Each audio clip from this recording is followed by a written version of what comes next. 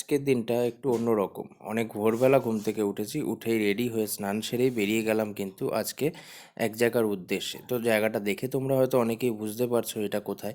নৈহাটি বড় মায়ের মন্দিরে পুজো দিতে গেছিলাম। হঠাৎই মনে হলো যে যাব। আমি আর আমার মামার ছেলে দুজন মিলে গেছিলাম পুজো দিতে। আর সকালবেলা পুজো দিতে গিয়ে এত সুন্দর লাগছিল মন্দিরের চারিপাশটা।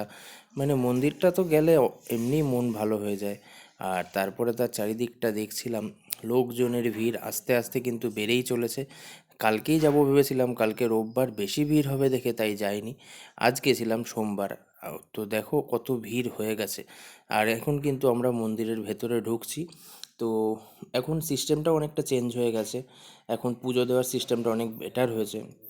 আর সকাল সকাল মাকে দেখে মনটা অটোমেটিক্যালি অনেকটাই ভালো হয়ে গেল। তো মায়ের পুজো দিয়ে বেরোচ্ছি, আর এখানে দিচ্ছিল ফল। সবাইকে একটা করে গোটা ফল দিচ্ছিল। আর কি, পুজো দেওয়া হয়ে গেল। সবাইকে ভালো রেখো মা, তুমিও ভালো থেকো।